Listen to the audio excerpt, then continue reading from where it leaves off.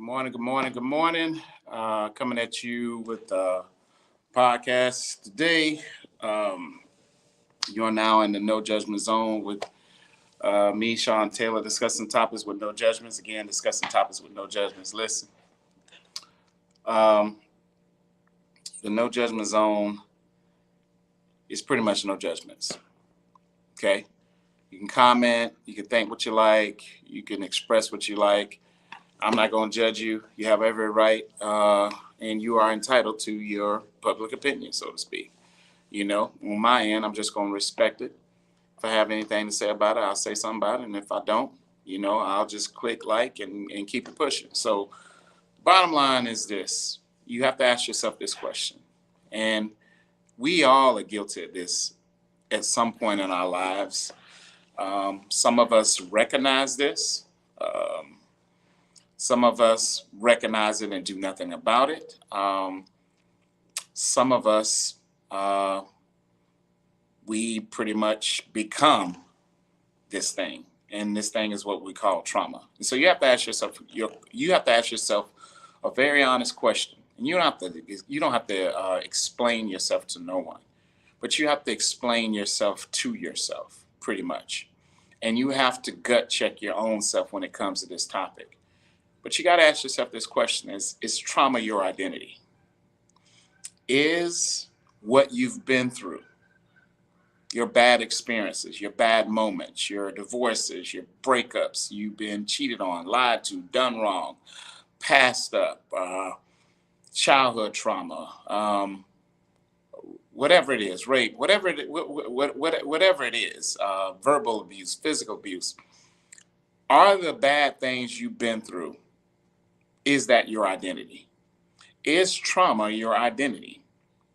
And if trauma is your identity, the first time I was asked that question, it was through therapy. And, I've heard all different types of statements and things of reasons why people don't do therapy, or why you should do therapy, or the thing about, whatever. If I'm trying to get better at something, if I'm trying to improve, at some point in my life, I have to have a real transparent experience with myself, and acknowledging my fuck ups, and acknowledging that I may not be an easy person to deal with, or acknowledging my womanizing traits, or my past lying traits, or my cheating, or the times I was selling drugs, the times I got locked up, the times I was a stick-up kid, the times I beat people up for no reason, the bad things I've done. At some point, we have to come to a realization of acknowledgement and accountability and responsibility for the things that we've done wrong, and we have to acknowledge them, not justifying them, not making excuses, but owning that wrong. A lot of times, a lot of us, we paint a perfect picture to the world and on social media that we're this perceived type person. For me, I come across a little bit raw, but it took me years to get there. You have to go through things in life. And for me, I started having I don't want to call them aha moments. I just don't like that saying. But I like to be like, just owning my shit. And a lot of us, we don't like to own our shit. We don't like to own our mistakes. We don't like to own our shortcomings. We like to paint a picture that we have all the answers. No one has it all figured out. No one has all the answers. And that's okay. But a lot of y'all think if you don't have everything in life figured out, that it's not okay. You don't have it figured out. There's only one person who sits high and looks low that has it all figured out, because he's the author and the creator of it. He designed everything. So he has it all figured out. We don't have it all figured out. Man, every day you're in school. So you have to ask yourself this question: is trauma your identity? Is trauma your identity? My mom used to tell me this stuff. This one thing I'm about to say. All the years I was growing up, you don't have to go looking and digging for anything. You don't have to do no background. You don't have to do anything when it comes to dealing with individuals. All you have to do is observe.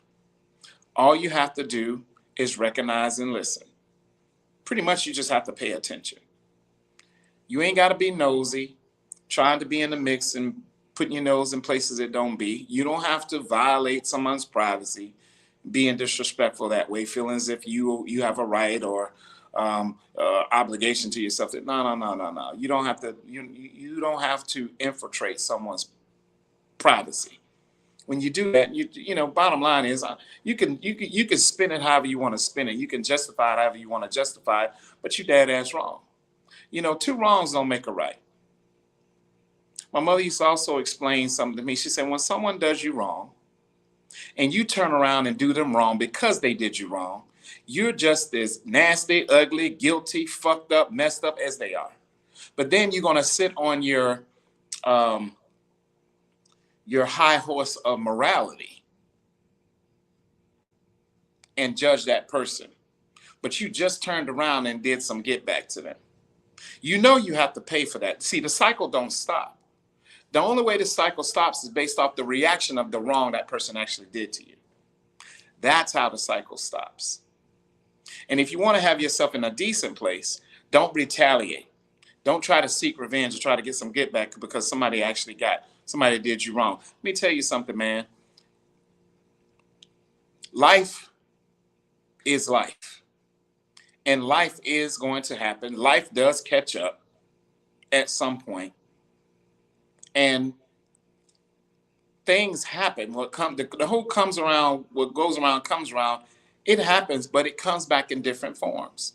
Sometimes it comes back in people's finances. Sometimes it comes back in people's health.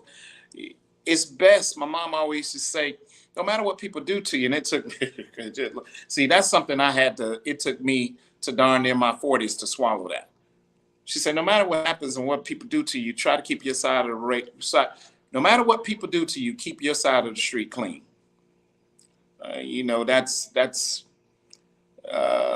That's something I couldn't live by. And it took me years to get that. I had to develop a sense of mental maturity to get that statement because I couldn't get that. And I couldn't live by that code. But it took me years to get there. You got to ask yourself this question: is trauma your identity? Is trauma your identity? How you know that trauma is an individual's identity? Because they carry it everywhere they go. In how they speak, in their relationships and marriages, even with their own family, friends, loved ones, etc. They carry it everywhere. They carry it how they live. They carry it how they talk. They carry it how they walk. They carry it how they love. They carry it everywhere. And see, when trauma becomes your identity, what it does, it stunts your growth. You're only going to go so far. The furthest you're going to go is the floor because you have no ceiling. See, when trauma is your identity, the furthest you're going to go is the floor because you have no ceiling. You're not going higher than the floor because trauma is your identity. And then we like to pretend and paint a facade as if trauma isn't our identity. If trauma is not your identity, ma'am or sir, you would be forgiving. Yeah, y'all don't want to talk. Y'all don't want to hear that. If trauma isn't your identity, ma'am or sir, you would not be bitter. If trauma isn't your identity, you wouldn't be resentful. If trauma wasn't your identity, you wouldn't be constantly talking about the past. If trauma wasn't your identity, you wouldn't play psychological mind games. If trauma wasn't your identity, how you talk to people would be different. If trauma wasn't your identity, all women wouldn't be the same in your eyes. If trauma wasn't your identity, all men wouldn't be perceived as dogs and liars. If trauma wasn't your identity, fear would not be your best friend. So again, I ask you, and it's not your job to tell me because that's not my business. You have to ask yourself the question, is trauma your identity? Only you can answer that. But when a person is mentally in tune with how things and how people navigate things in life, they can automatically tell that trauma is your identity based off your verbiage and vernacular alone. A lot of people are in denial about trauma not being their identity. When trauma is your identity, you don't think that you're enough. When trauma is your identity, you don't follow what society says. When trauma is your identity, you're going to follow everything what society says. You're going to listen to what society tells you, what type of people to date, what type of friends to have, what type of clothes, shoes you should wear. When trauma is your identity, you can't even think for yourself. You're allowing your past to navigate everything in your present and your future based off what you've been through in the past. When trauma is your identity, you don't believe in things organically happen. You feel as if you have to plan for things to happen. You have unrealistic expectations. You have put everybody in a box when trauma is your identity. When trauma is your identity, you are constantly and consistently a victim. Then you pretend that you're not the victim, but you speak, talk, live, love, and act and move like a victim. Again, what Gwen used to teach me, she's like, you don't have to dig for anything. You don't have to ask nobody no other questions about anybody.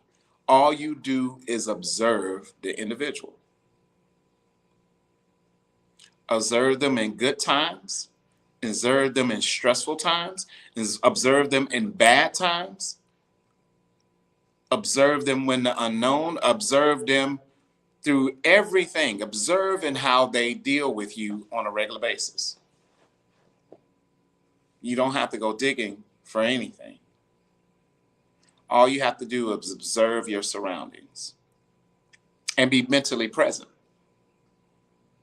And you automatically know that trauma is this person's identity. But they go out in life and pretend every single day that it's not. Trauma is your identity. Some people make trauma their identity so badly that they isolate themselves from everything. When trauma is their identity, they worry about what everybody else thinks, and not realizing that it doesn't matter what nobody thinks. What matters is what you think of yourself. Anything that's happened in your past, anything that you've done wrong or made mistakes, does not have to become your identity in the present if you don't allow it. They could label you however they want to label you. That's their perspective, and that's their judgment. But they're already in a bad place anyway because they're judging you. The minute you start judging a man or woman where they stand, you know already done messed up anyway. Because now you done messed up because there's going to come that time, or it's coming, to where you're going to be on that spotlight of judgment so you can really see what that feels like. know exactly what that feels like. And it is not a good feeling. And it's going to come by people who you think that are very important to you. And that's when it hits you the hardest. If I don't know you, I really don't care what you think of me. Think about this, right?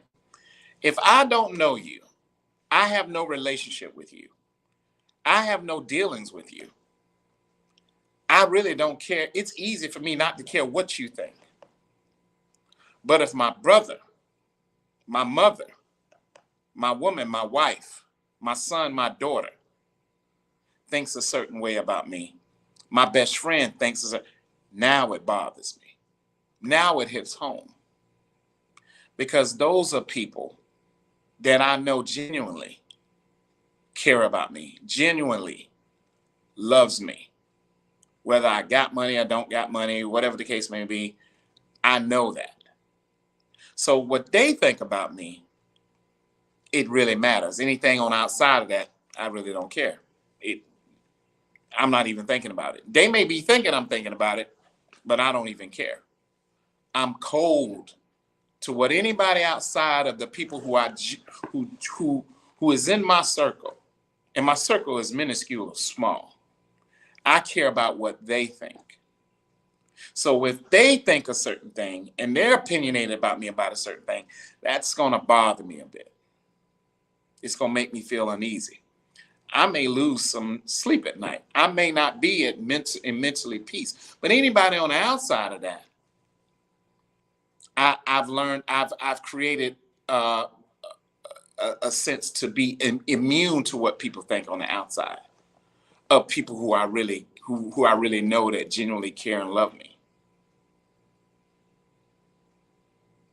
But the first time someone asked me, "Is trauma your identity?" was my therapist. But he said something. He said, "Sean, I need you to ponder that question and don't answer it right away. Just sit here and think about it." So we had a moment. It was about between 5 minutes or 8 minutes of uncomfortable silence that I really had to. He said, "I need you to be as honest as you can about this." He said, "I need you to get butt naked in that answer." And so I went all the way back to certain situations that I experienced in childhood that I rarely hardly ever talk about. And only maybe two people may know about it. And I divulged all that information to him. And then from there, he got to the person who I am in 2023. But it's now 2024. But this is a conversation we had on last year. And so after we went through these exercises and we went through this roller coaster of emotions and these series of questions, and he dug. I had a newfound respect for therapists and just their education level and just their insight and intellect to navigate with certain questions. And they do it so well that you almost don't even feel like you're being questioned, but they get you to where, okay, now you got to say something. And so as a man, I'm talking about an alpha man. Alpha males are so different. They're so they can be guarded at times. They can be extremely raw and rough at times. Their masculinity is through the roof, and they're not going to deplete that for no one. But for him to penetrate through all those things, you know, he got the answers that he was actually looking for. And he was like, "Sean, this is what we need. Butt naked truth, 100% transparency, brutal honesty." And I realized in that moment, within those seconds and minutes, that trauma was my identity, that I was being in denial of it. Now, that's a real ass thing to say and to admit and to acknowledge and to take accountability for. He said, now we're going to change that. He said, you don't want trauma to be your identity. You don't want to be the prisoner of your trauma. You don't want to become mentally incarcerated of your trauma. He said, Sean, there are billions of people in here, in this world, where trauma is their identity and they're in denial of all of it. He didn't say 10 people. He didn't say 100. He didn't say 1,000. He said there are billions of people in this world that trauma is their identity and they're pretending as if it's not. He said, once you acknowledge a change, once you acknowledge a change, God, I can't talk. Once you acknowledge a thing, now there's room for change. Now there's room for growth.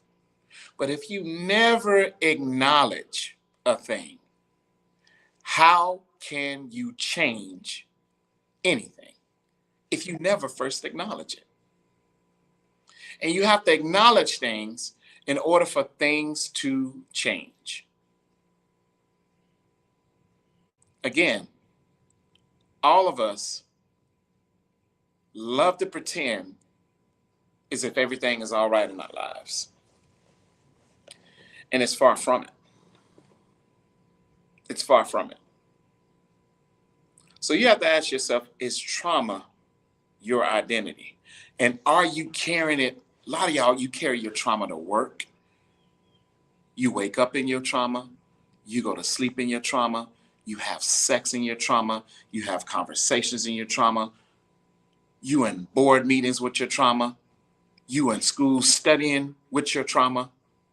You dealing with your kids with your trauma. You're speaking, walking, and acting, and loving, and liking in your trauma. It has become your identity. So how do you change that? You change that by changing the way that you think. And how do you change the way that you think? You acknowledge your bullshit. See, we all got bullshit in our lives. People who are traumatic have these unrealistic expectations that they put on people. I don't want to expect anything because I know I'm going to be disappointed. If it can't just happen organically, I don't want it anyway. I don't want to become such a control freak that I got to control the dynamics of something that don't even have no luster. It has no feeling. It's not real. There's nothing in it because this plan is orchestrated. I don't want to orchestrate it. I want it to happen organically because if it happens organically, now it's meant. Now it's real. I can't prepare for it. I can't study for the test. It's just happening and it's unfolding and it's a real feeling and experience that I've never even felt before. That's what organic is. You can't plan for something to organically happen. When it just happens and it unravels and it unveils, it is meant and designed for that specific time, place, hour, day, date, year, month. It's meant. It's organically unfolding. And what's beautiful about organic stuff, you don't even see it. You're living in it. And then you realize it's like, man, I didn't see that happen. But it's such a good feeling when it's organic. See, when you plan and it doesn't happen and doesn't come out right because you have unrealistic expectations, now you're paranoid. Now you're mistrusting everybody. And see, that's why it's so important to manage your expectations so that they don't turn into paranoia and mistrust of yourself and other people. Y'all have unrealistic expectations. I stop expecting things from anybody. So when it happens, I can receive it in that moment. It feels different. But when I expect it and don't receive it, now I'm feeling some type of way. So that's why I don't have no expectations of nothing. The only thing I have expectations of, I have expectations of myself, but I manage the expectations within myself. And you have to learn to manage your unrealistic expectations.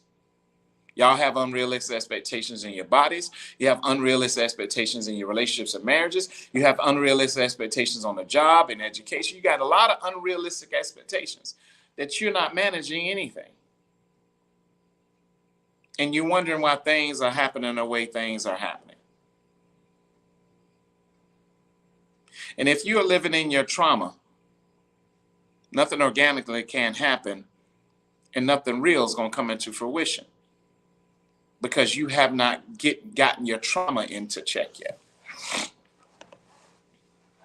You ever hear a person talk angry about men or women? Is that trauma or not? I mean, you answer that question. When a person speaking angry about men and what I'm not going to put up with, and men have done me like this, and women have done me like this, and I'm not going to let a man talk to me like this, and I'm not going to let a woman talk to me like this, and I'm not, and I'm not, and I'm not, and I'm not, and I'm not, and I'm not. All those I'm nots and all those what I'm not going to do is from a place of traumatic experiences with opposite sex.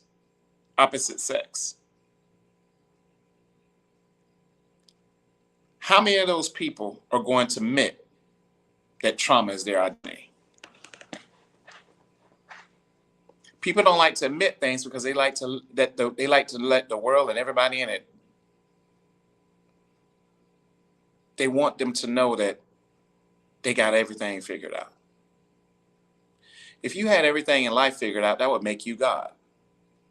If you had all the answers, that would make you God.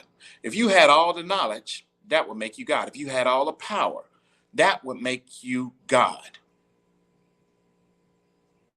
If you were perfect, that would make you God, which none of us are. But you got all the answers, right? You got it all figured out, right? Everything is copacetic and kosher with you, right? There's no skeletons in your closet. You've never fucked up and did nothing wrong. You never lied. You never schemed. You never deceived. You never sought out revenge. You never tried to ruin a person's reputation or try to take a person's livelihood away from them, all because you're angry. You never tried to ruin a person's marriage because that other person didn't want you, so you infiltrated and tried to start some shit, and you constantly keep up shit. You never tried to ruin a person's reputation on social media. You actually called that person's first name, that person's last name, and you tried to ruin that person's reputation. A lot of y'all are living in trauma and a denial. You're in 100% denial of that trauma that you're living in. That shit didn't happen 15, 10, 20, 25, 30, 5, 2, 3, 4, 8, 9, 13 years ago. And you are still carrying that trauma as your identity. That dude cheated on you 15 years ago, and you're still carrying that trauma as your identity. Your baby daddy then been married 3 times. I don't know how many girlfriends that moved on with his life. Don't treat you no type of way. Tries to be cordial, work with you, but all because he didn't want you. You are still carrying that trauma. You still damning his name to hell. You done moved on, got married, had another kid, and you still carrying around trauma from the man that you was with previously, that you had a child with, and you in a whole new marriage, and you still carrying trauma as your identity. And that new guy in your life ain't got shit. You know why? Because you still carrying an undying torch for the person that did you wrong previously. Trauma is your identity, ma'am. Sir, she done moved on. She done got married. She done had other kids. You still treating her a certain way. You still calling her a bitch. You still saying she's this. You still saying she a whore. You still saying she ain't no good. But that woman that moved on ain't caused not an ounce of trouble in your life. You in a whole new marriage, but you still carrying all those unresolved issues from the inside. And your new woman, poor woman, thinking she got this great thing and she ain't got shit either. Because why? You have allowed, sir, trauma to be your identity. That child molestation that happened to you as a kid, that rape that has happened to you, you're still carrying that on today. And that trauma is your identity. That cop that pulled you over. Now you got all the cops in one box. I'm guilty of it. I'm guilty of it.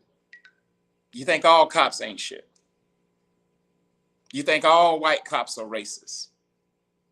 You think all black cops are Uncle Toms. All because of your one. And you've only had one bad experience with a shitty ass cop. And now you think all cops are bad. Trauma has become your identity. The couple of times you've tried a fitness program, then in your delusional mind that you just thought that you was going to walk through, you really thought that it was not going to be work. You really thought that it was going to happen in 90 days. You really thought that your body fat was going to look a certain way in 90 days. You really thought that you was going to look good naked in 3 months. And all because it didn't happen. Now it's the trainer's fault. But you're not realizing there's 24 hours in a day. You only see that trainer twice a week, which is 2 hours out of 160 something hours out of a week. And you thought that he could make miracles out of bullshit out of just seeing you 2 hours out of 168 hours a week. Not realizing that accountability and responsibility, what you need to be doing on the off days that you don't see your trainer, is on you. And now all trainers ain't nothing about, they ain't shit. Trauma has become your identity because in that moment, you not realizing when once you become an adult life is all about accountability and responsibility. See, nobody ain't changing your drawers and your diapers and wiping your ass and your nose. You a grown ass woman and you a grown ass man. So at some point in your life, you're going to have to step up and start taking care of your body. At some point in your life, you're going to have to start reading labels and realize processed food ain't good for you. At some point in your life, you're going to have to realize I have to exercise my heart to make my heart strong to withstand a heart attack that may be coming. At some point in my life, I have to pull my head from my ass and realize this is my body. He can't work out for me so I can get the results. He can't eat the food for me so I can get the results. I have to do some adulting. And at some point in my life, I have to take the responsibility and I have to take the accountability and realize my body is not like a car. I can't trade it in and get a new one. I have to make this in the best make and model that I will ever want it to be. And that there is nothing. Here's the thing. There's nothing in this life that's impossible. We allow the impossibilities to set in our minds. Just because something looks hard, just because something looks challenging, does not mean it's impossible to get done. See, in between hard and challenging, and may look impossible, in between that is work. Just because a thing looks challenging or hard, people, doesn't mean it's impossible. You just gonna have to do the hard work. And let's realize it. Y'all don't want to do the hard work in self-improvement of yourself. You don't want to do the hard work in that relationship. You don't want to do the hard work in your marriage. Y'all live in this. Y'all really have allowed society. Women have allowed society to mind fuck them to believe that they're entitled to everything. You women out here have made society believe that, made you think that the sun rises and sets on your ass. And I've read the Bible from Genesis to Revelations, and there's nowhere have I read that. Nowhere where God had descended himself in front of me and said, Sean, The sun rises and sets with your wife, your girlfriend, your fiance. So you do whatever she wants you to do. God ain't never told me that I got to be any woman's bitch. God ain't never told me that I'm supposed to be Millie Mouth. God ain't never told me that I'm supposed to be the tail and not the head. God ain't never told me that, you know what, I didn't make you first for real. God has never told me that he took a rib from her and created me. God ain't never told me none of these things. Society can't tell me shit. And that's on my dead mom. There is nothing that society can bamboozle me, hoodwink me, make me believe that is true. You know why? Because society has been lying for years, hundreds and hundreds of years. And society is still lying. And that is what you are following. I know about lying. I used to be a compulsive liar. A liar is the last person I'm going to listen to, the last person I'm going to take advice from, the last person I'm going to follow. There is no way in the world. I don't give a damn if society, if the world is ending and society is going right, I'm going left. You know what? I'm going to take my chances and bet on me, my common sense and logic, and go the opposite because society has lied to me all my life. Society is the biggest liar. Check the history. And that's what you follow. You gonna follow a world that committed the biggest crime and got the hell away with it and still get away with it. That's what you're following? You're gonna tell them, you're gonna believe them to make you believe that, hey, the sky, it ain't blue. There's not white clouds in the sky. There's green clouds in the sky, and the sky is fuchsia. That's who you believe in. That's who you're following. You gonna follow a person who's been lying since the beginning, and still lying. And you not wise enough to see that it's still lying, and it's setting you up consistently for failure. There has to come a point in your life that you got to pull your head from your ass. There's got to become a point in your life that you have to pull your head from your ass. Let me say it again. There has to come a time in your adult life that you got to disenlarge your head from your ass. I'm not going to listen to society that's constantly talking out its ass. It ain't nothing that society going to tell me that I can believe. Not a damn thing. It's lied about my people. It's lied about Native American people. It's stolen from people. So until that man tells me that the sun rises and sets on a female's ass, I'm not buying into that bullshiggity shit.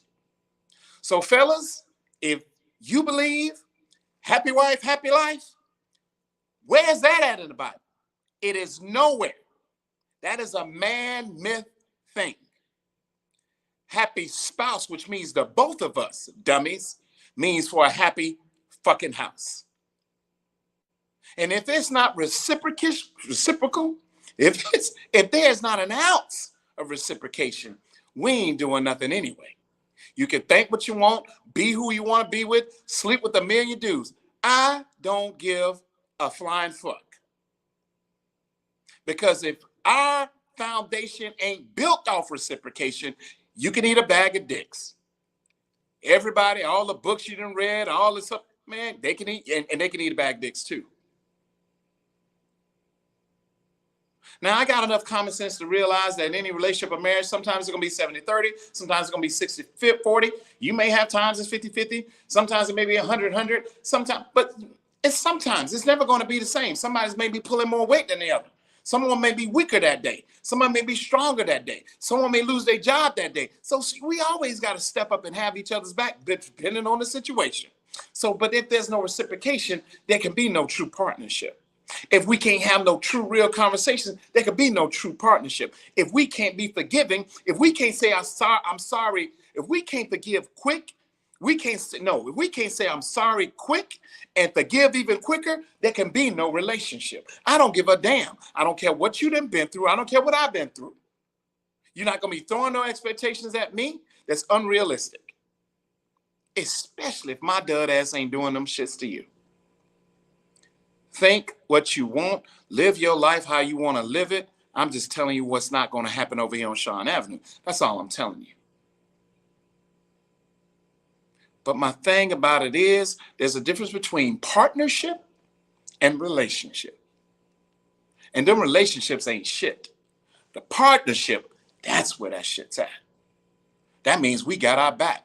She's the Bonnie to my Clyde, I'm the Clyde to her Bonnie. That's where the shit's at. See, my mom had to break this down. She said, baby, the problem with you don't know how to differentiate. You just don't know the difference between a partnership and relationship.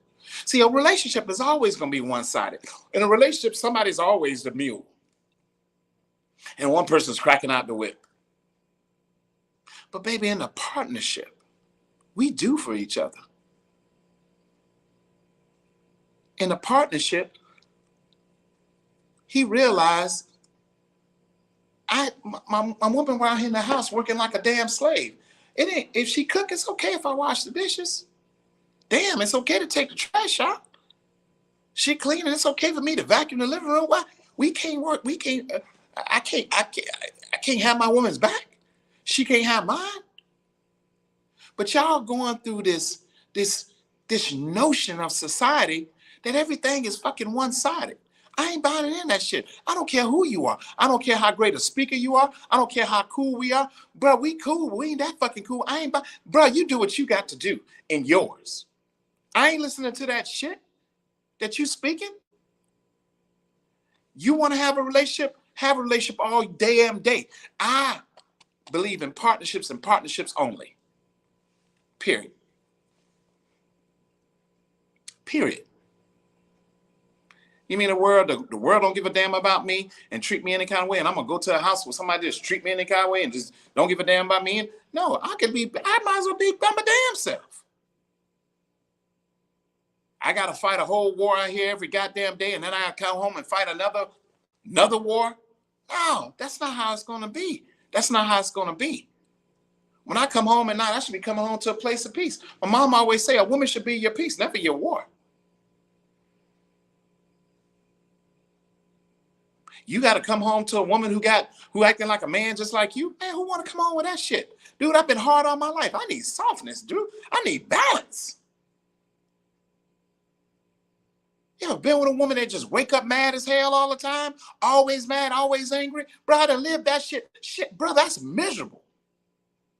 That heifer mad all the time. Nothing you can do is good enough. You can't say I'm sorry enough. You can't say I forgive you enough. You can't be there enough. You can't change things around enough to be there for her. And the minute you're struggling mentally, her ass ain't even asking you what happened in your day. She ain't even asking you about a damn therapy session. Man, fuck her. You got to have this attitude like, man, I ain't dealing with that. Same thing. You ain't got to deal with that. People show you how much they care about you. They show you where you rank in the grand scheme of things in their life. They show you whether you're a priority or not. Damn, man, all day, man, you can't text your woman and say, hey, baby, I'm thinking about you. Damn, woman, you can't text your man and say, hey, I'm thinking about you. How's your day? How was your therapy session? But you want somebody to cater to your punk ass. That's not how that works. My mom taught me about reciprocation as a kid. And she taught me about, I'm telling you about this based off my failure, son. Son, the first woman I've ever, she said, just because I'm a woman, don't make me special. Don't make me, that means that just because I'm a woman, son, don't mean that the sun rises and sets on my ass. That I can treat a man any kind of way, talk to a man any kind of way, belittle him, degrade him, mock him, mimic him. I mean, in a degrading, negative way. I ain't got no right to do that. But then talking about I want somebody good, I don't even deserve anything good. I deserve whatever mess and scraps out in the community based off my piss poor attitude. And that's why you keep getting the wrong shit. Because you refuse to change your mindset. Keep following society, your dud ass gonna be old and by your damn self. Because when that time passed, baby, that time passed and ain't shit you could do about it. Father Time is undefeated, baby. Whoo, baby. Father Time is undefeated. Keep doing what you keep saying. Oh, I can live by yourself. I don't give a shit. I ain't even impressed by that. I laugh at every man and every woman like, I don't need a man. I'm laughing at you. I will never in my life say no dumb ass idiotic shit like that. When that man who sits high and looks low made me for her and her for me. And I'm going to spit in his face and say, I don't need. Oh, no. Yes, no, I need. I need that true partner. I sure do. I need it. I need it. Y'all realizing, waking up and realizing that men and women need each other? Boy, you lost. You are lost. You lost. Go ahead. Go ahead, forehead. Go do whatever you got to do. Because trauma is definitely your identity. How you want a present and future when you can't let go of your identity of your trauma from your past? You wear your trauma as a mask every single day and lie about it. You a liar. You are a liar. You are a compulsive liar that lies and pretends every single day. Listen, growing up in the hood, growing up in the projects, growing up Hollywood, no money, growing up, I get it. You have to work at a higher efficiency to disguise the shit that you go through. I get that. I get that. Because you're just trying to thug through this shit. I get that. But never allow no man or no woman to make you feel like you less than. Never allow a man or woman to make you feel like you ain't good enough. Never allow a woman or man to make you feel like you don't make enough, that what you got is not enough, and that you aren't enough. You are, sir, enough. You are, ma'am, enough. You need to lean into it. You need to feel that. You need to think that. You need to like that. You need to walk in that. And you need to be that and exude just that. You are enough. Just because someone lacks the ability and the vision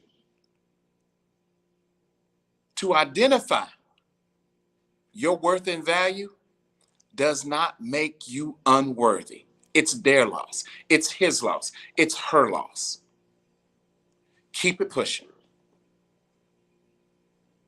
And keep doing what you do. Eventually, common sense is going to find you. Eventually, logic is going to find you.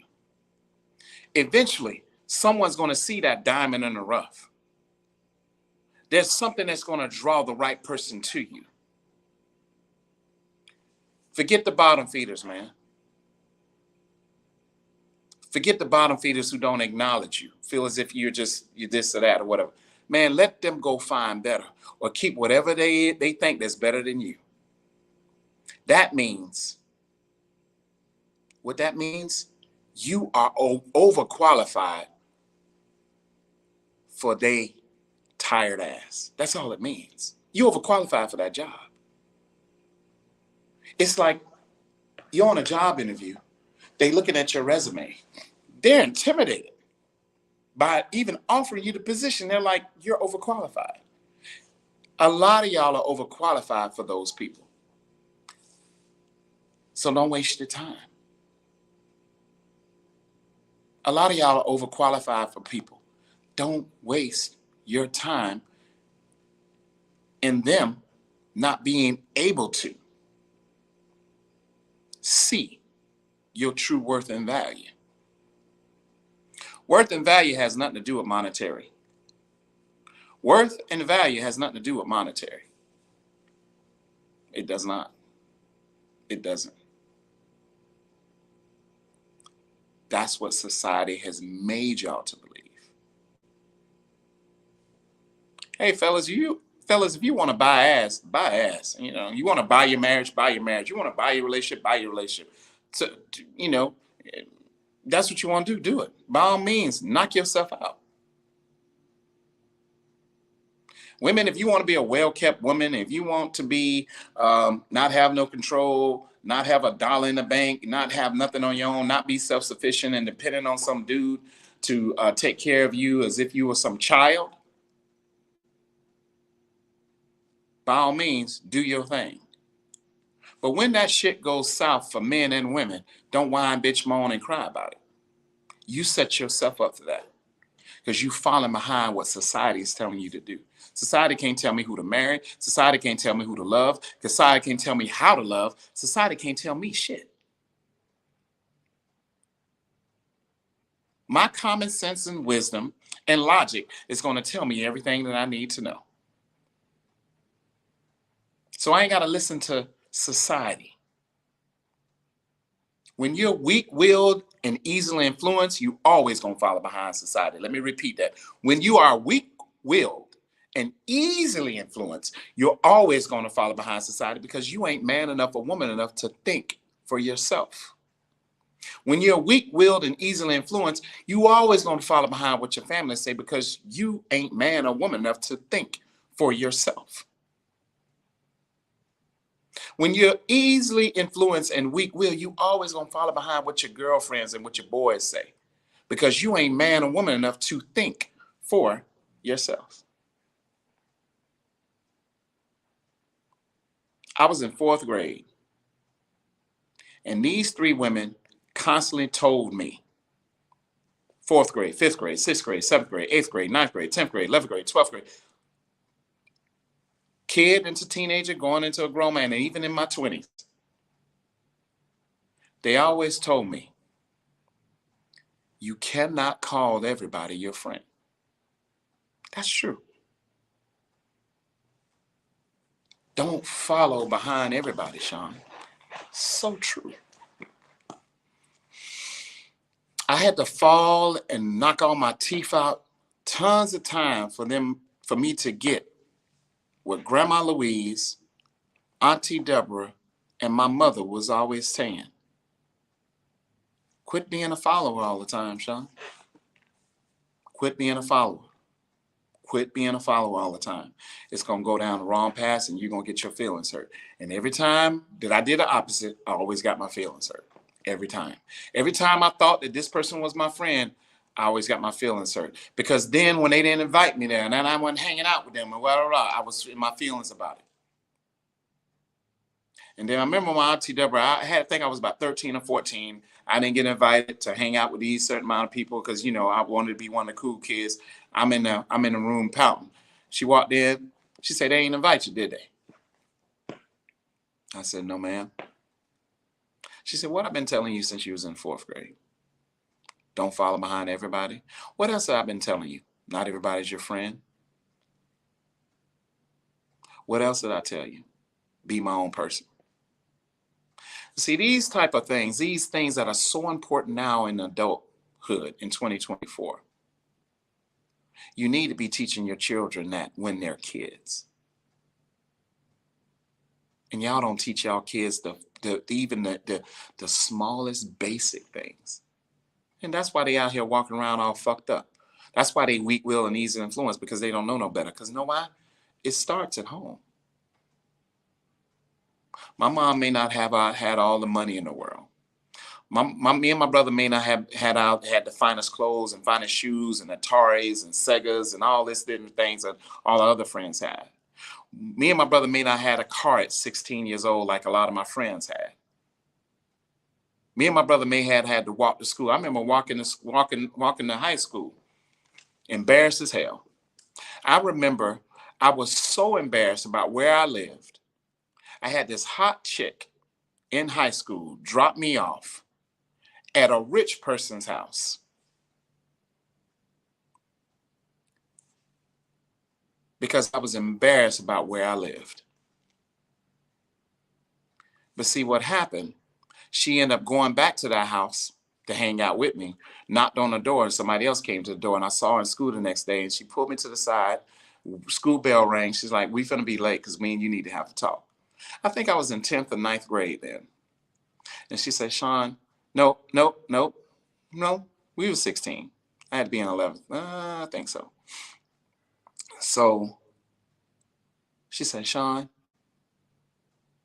she said, "why'd you lie?" I said, "Lie to you about what?" She said, "Why'd you lie to me where you lived?" I said, "Because I was embarrassed of where I lived, and I wanted you to like me." So I made up this story.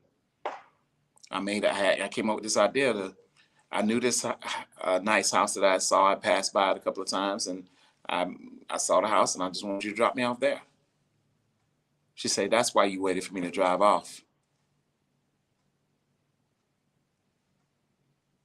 And you walk in the house. I was wondering why you standing outside as I drove off." Mm-hmm. I was 15 years old when that happened. And I remember that very vividly.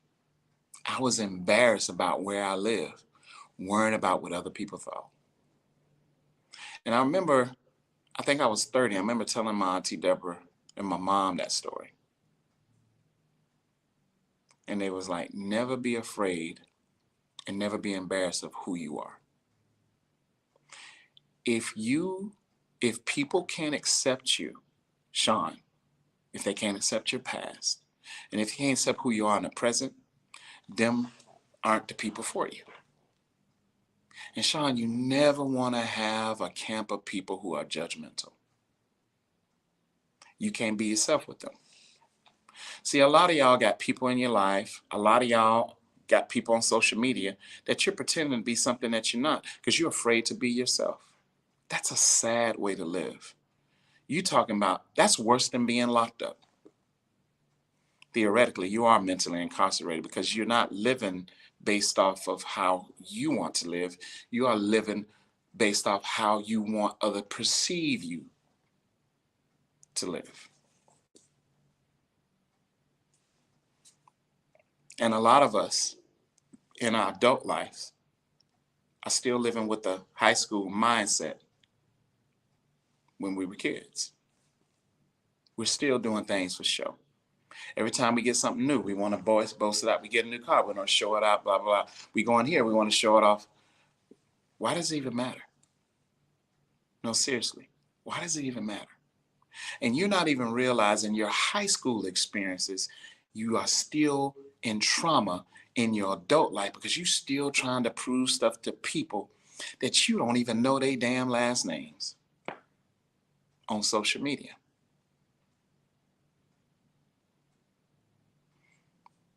A client to me last year, he said, "Man, I follow you on social media." He said, "I noticed something about you, Sean." I said, "What you notice?" He said, "You don't give them nothing." I said, "What you mean?" He said, "You talk about all different things." He said, "But when it comes to personal, like your personal circle, you don't give society nothing." And I said, "I never will." And I said, "I don't care who has a problem with it. I don't care who doesn't agree with it." I said, "Brother, you got to know my path and my journey to understand why I am the man I am right now today."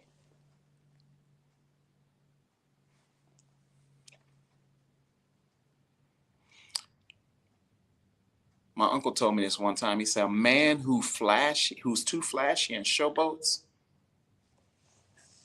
showing off what he got. He said he's a man that needs attention. He said Sean will never be that man. That's the weakest man on the planet. They may appear to be strong. He said, Sean, they're theoretically weak. A real man don't have to be flashy. He don't have to show off. He can have $1 billion in the bank and walk around dressing like a bum. Because he's not living for the world, he's living for himself. And I had to learn that lesson.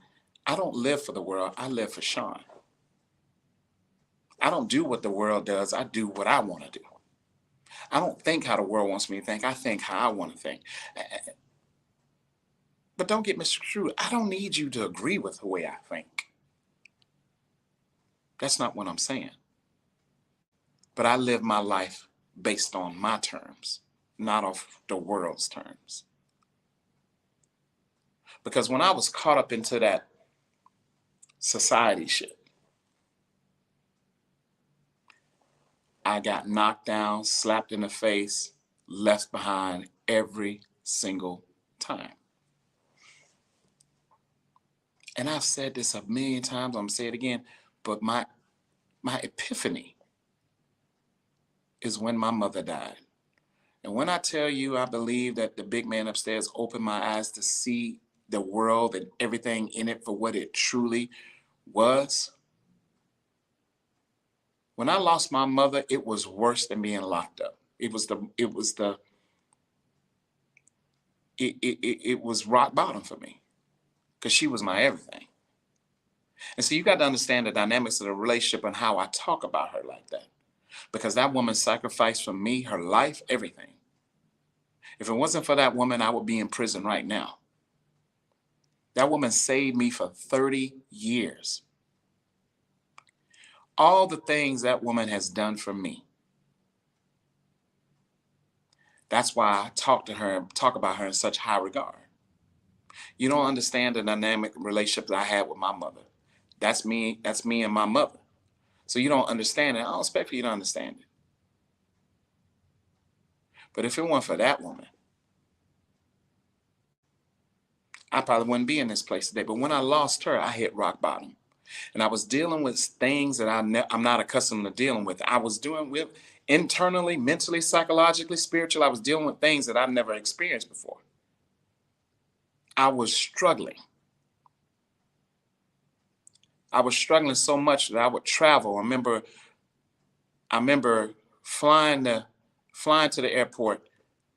I used to always, every time I got off the airport, I flew somewhere, I would pick up the phone, I would call and let her know. She always wanted to know, hey,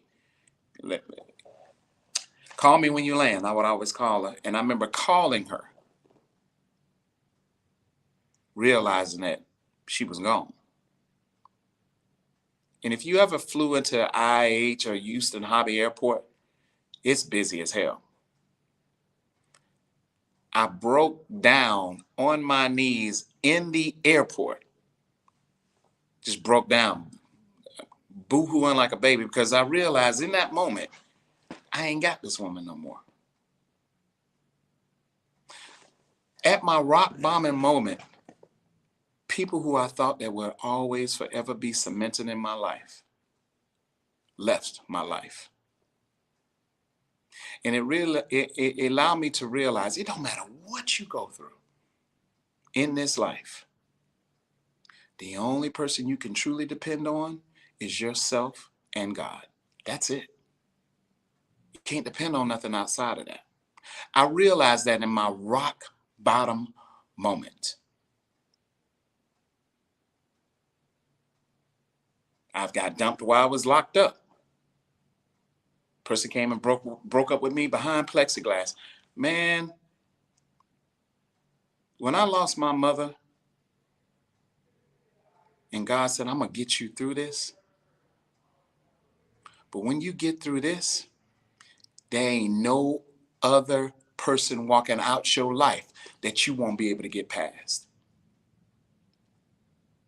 I'm so confident in that in relationship, I've told women, if you left today, I will miss you. But the first woman I loved, listen to me hard, the first woman I ever loved left me first. So ain't nothing you can do to even come close to that hurt or that pain. Ain't nothing you can do to me to come close to that hurt or that pain.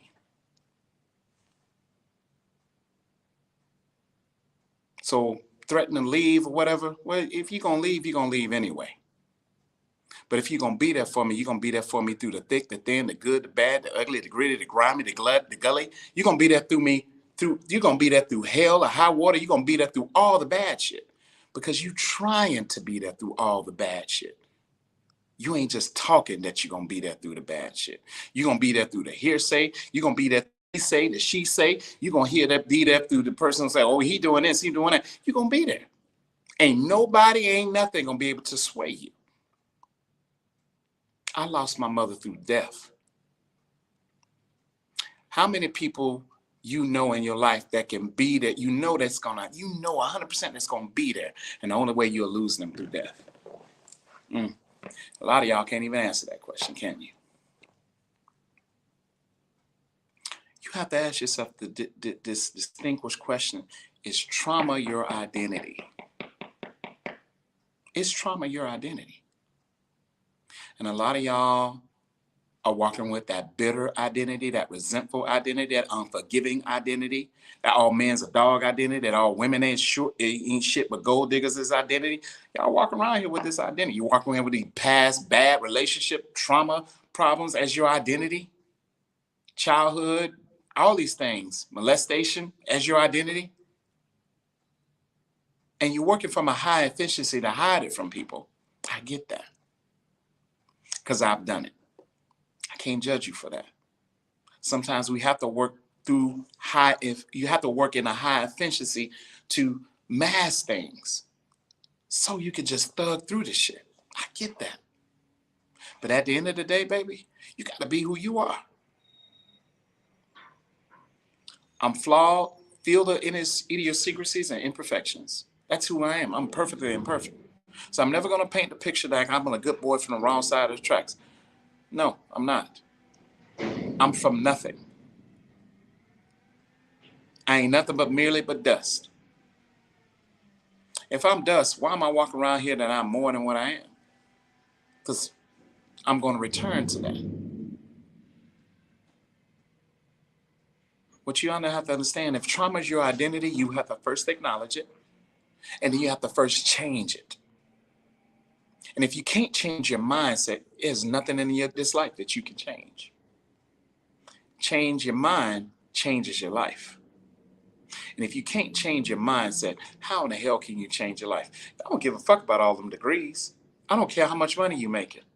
That ain't nothing. But if you ain't changing your mind, your life ain't changing. Oh, so what? You got a couple of dollars in the bank? You got a car, a nice house? What the fuck does that mean?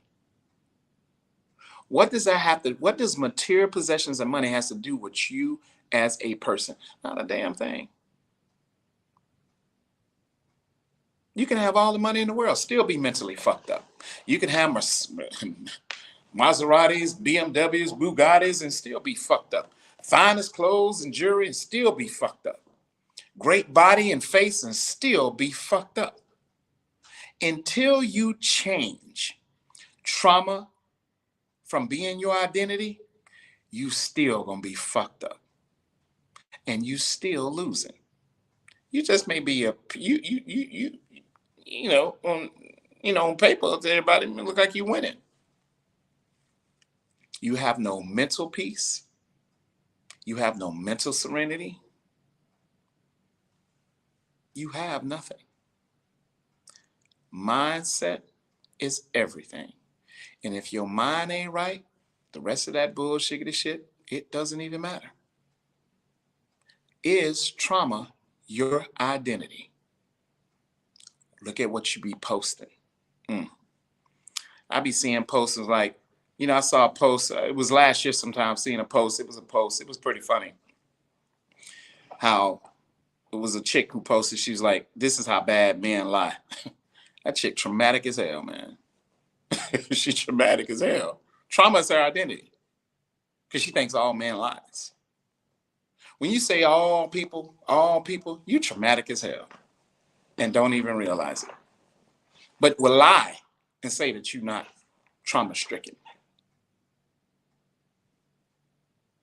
When you say what you ain't gonna deal with a man, you traumatic. When you say what you ain't gonna deal with a woman, you're traumatic. My mother told me something years ago. She said, Sean, whatever heart that God has given you, when you change your heart based off of what you've been through from people, the good heart that God implanted and put into your body for a reason, they win. They win. Never allow people to win against you. Never allow the bad stuff that you go through with people, allow it to win against you. Because if it changes your good heart, it has won and you're in defeat. So a lot of y'all are defeated. You have lost. Can you overturn that loss and make it a win? Yeah. Don't let the bad shit change you. Because if you do, you're forever trauma stricken. You have to release trauma as your identity in all capacity, in all facets, in all areas of your life. Until you do that, you will not have true happiness. You will not have true peace. You will not have true serenity. You won't. Your life won't be tranquil. It's impossible because you refuse to release trauma and to change trauma as your identity. You refuse to take that mask off. So again, I ask you, is trauma your identity? Like I said, at the end of every segment, I'll start judging people once I'm perfect too. But since this brother's in no way, shape, form, fashion perfect, you'll never have to worry about me ever judging you. Look, man, great special going on. 50% off for all military personnel and their families and veterans, people who have served. 25% off for everybody else outside of that, only in the month of January. Remember, January sets the tone for the remainder of the year. So if you're not trying to come in hot in January, you're really not trying to make change at all. I'll catch you guys on the flip. Peace.